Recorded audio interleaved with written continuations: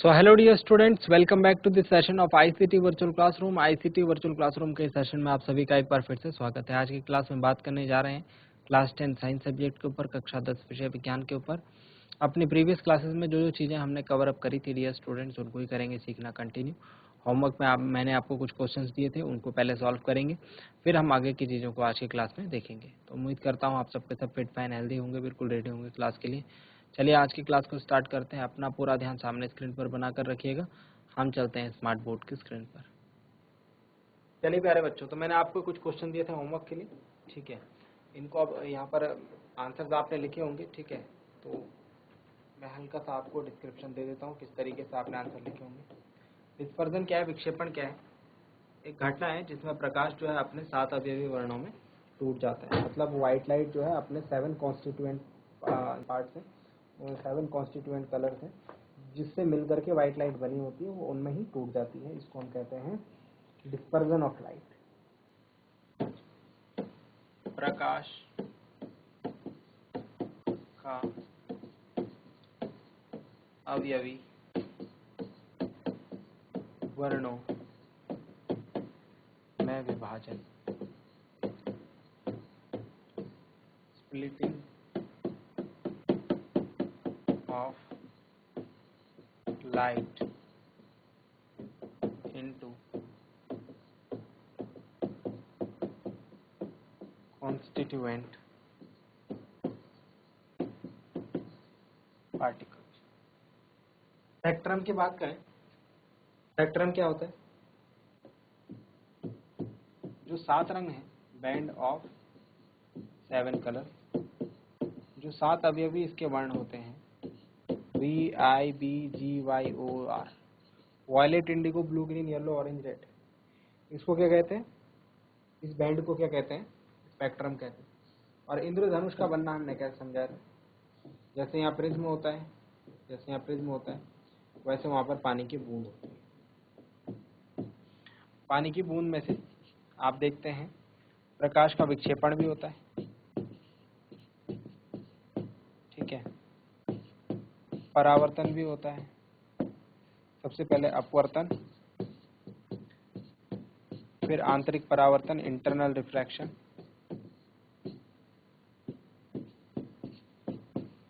और फिर अपवर्तन के बाद हमको विक्षेपण देखने को मिलता है। तो ये सारी चीजें हमने डिस्कस करी थी। जल्दी से नोट डाउन करेंगे इसे। मुझे उम्मीद है आप लोगों ने यही सारी चीजें अपने आंसर्स में लिखी होंगी। मैं डिटेल में आंसर नहीं लिख रहा हूँ, बट ओवरऑल आपने आंसर्स में अगर इन बातों का जिक्र किया है तो आपका आंसर सही है लगभग। जल्दी से नोट डाउन करेंगे, फिर हम कुछ और क्वेश्चंस को देखते हैं।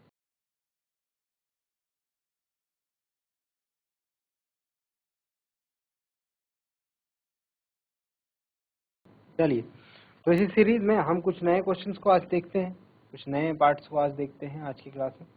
चलिए हेडिंग पुट अप करेंगे।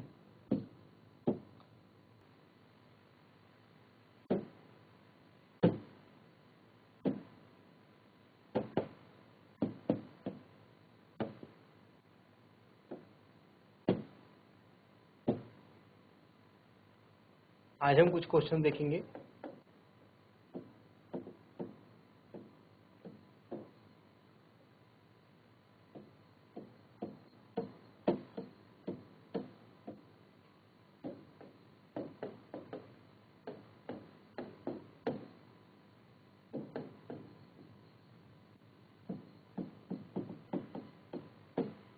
Atmospheric refraction.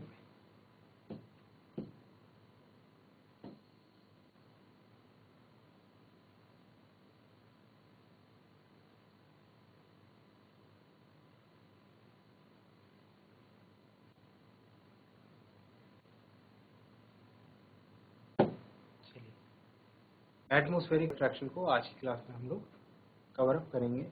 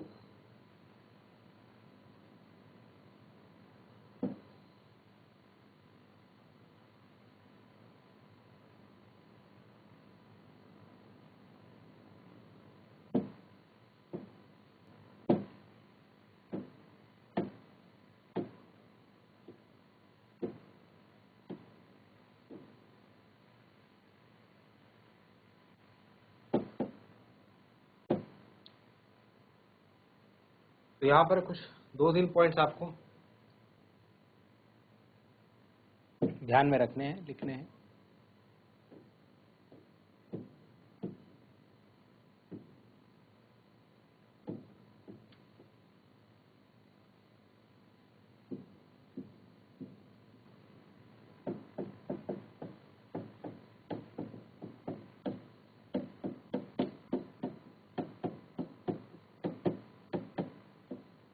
तारों का टिमटिमाना,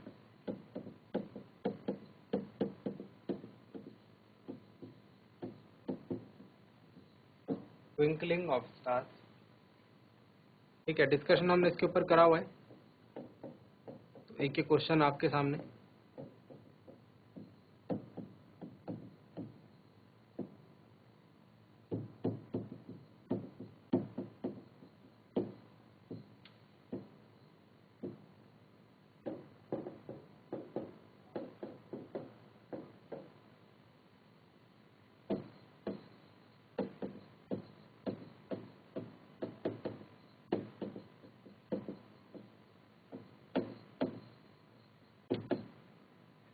early sunrise and delay sunset.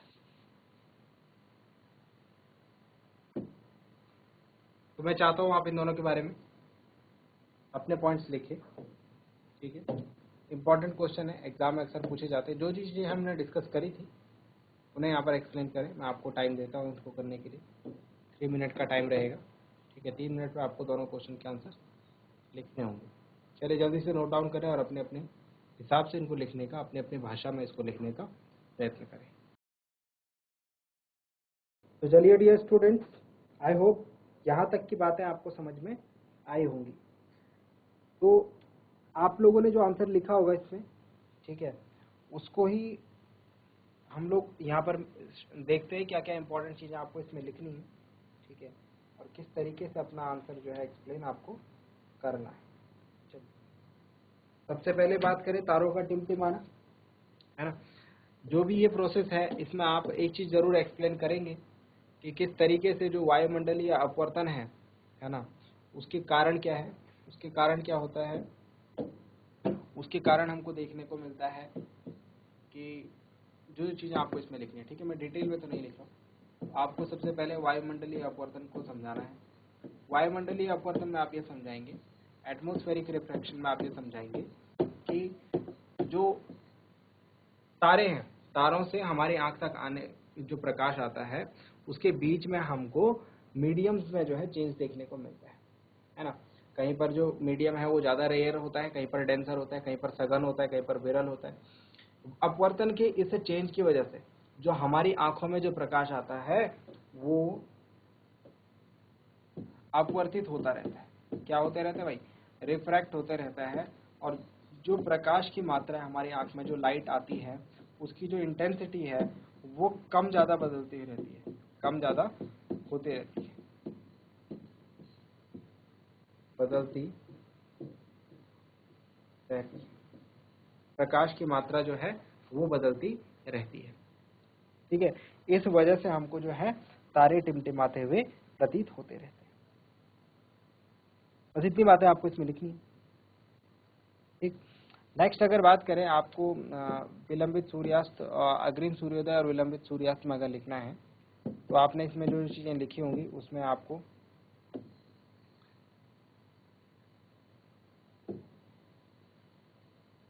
ये चीज़ जरूर मेंशन करनी है। क्या क्या चीज़ें आपको इसमें मेंशन करनी होगी। इसमें आपको यहाँ भी जो है वायुमंडलीय अपवर्तन को आपको एक्सप्लेन करना होगा पहले। ठीक है, क्योंकि दोनों ही फिनोमेना जो है ये वायुमंडलीय अपवर्तन के आधार पर आधारित घटना है, इनके आधार पर हम इसको एक्सप्लेन कर सकते हैं।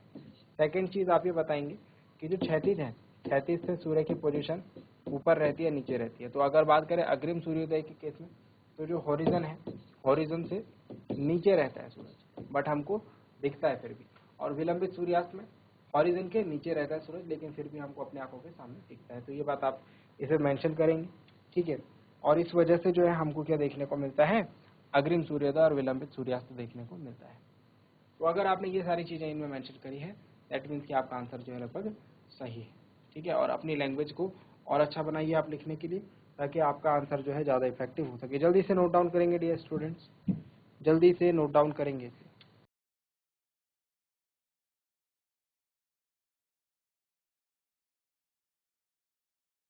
तो इसी सीरीज में, हमारे रिवीजन की सीरीज में अब हम चलते हैं नेक्स्ट पार्ट के ऊपर। नेक्स्ट पार्ट में हम लोग क्या डिस्कस करेंगे? नेक्स्ट पार्ट में हम लोग बात करेंगे टिंडल इफेक्ट की। तो यहाँ पर भी 3-4 क्वेश्चन है आप लोग के लिए, यहाँ पर भी 3-4 क्वेश्चन है आप लोग के लिए। नंबर 1, प्रकाश का प्रकीर्णन, बहुत इंपॉर्टेंट। प्रकाश का प्रकीर्णन, scattering of light, scattering of light.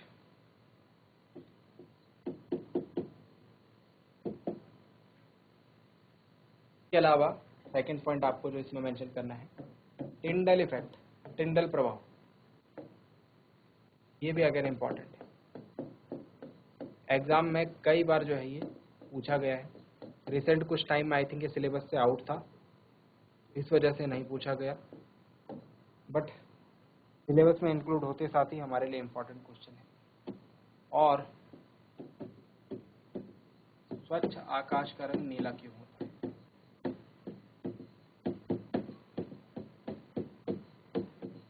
स्वच्छ आकाश का रंग नीला क्यों होता है?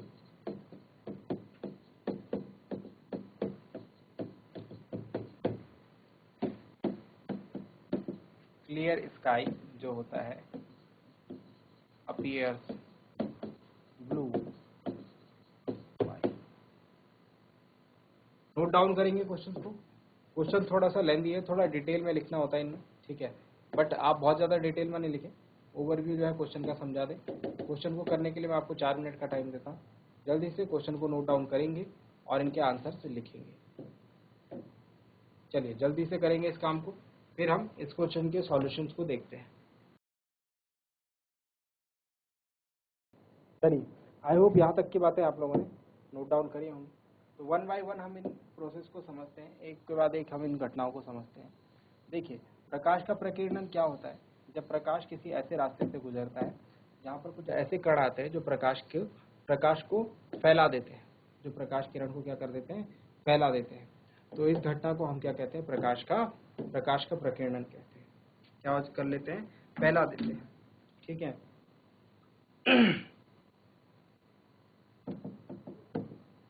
कण जो है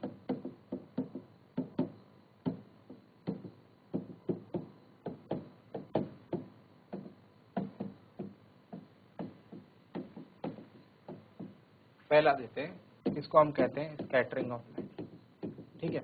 अब इस घटना के बारे में हम ज़्यादा बात इसलिए नहीं कर रहे हैं क्योंकि हमने इसको कोलाइडल सॉल्यूशन में पढ़ा होगा, ठीक है, केमिस्ट्री में, तो वहाँ पर हमने इस चीज़ को समझा था किस तरीके से होता है काम, ठीक। टिंडल इफेक्ट जो है एक ऐसा ही फिनोमेना है जहाँ पर हमको स्कैटरिंग ऑफ लाइट यानी कि प्रकाश का प्रकीर्णन देखने को मिलता है, ठीक है। इसमें होता क्या है? इसमें होता ये है कि जो पार्टिकल्स होते हैं, जो कोलाइडल कणस होते हैं, कोलाइडल पार्टिकल्स, ये क्या करते हैं? ये जो क्लास 9th में आपने देखा होगा, प्रकाश के क्या होते हैं, सॉरी, कोलाइडल सॉल्यूशन में जो है कोलाइडी कण होते हैं, जैसे धुआं हो गया, है ना, जैसे धुआं हो गया, है ना, और कोहरा हो गया आदि, कुहासा हो गया, है ना, जंगल में कोहरा लगा रहता है ना, उसको कुहासा बोलते हैं। तो ये सारे क्या है?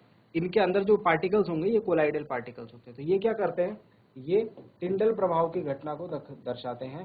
टिंडल प्रभाव में क्या होता है? टिंडल प्रभाव में हमको देखने को मिलता है स्कैटरिंग ऑफ लाइट, मतलब ये प्रकाश के मार्ग को फैला देते हैं और हमको प्रकाश का मार्ग दिखाई देता है, ठीक है।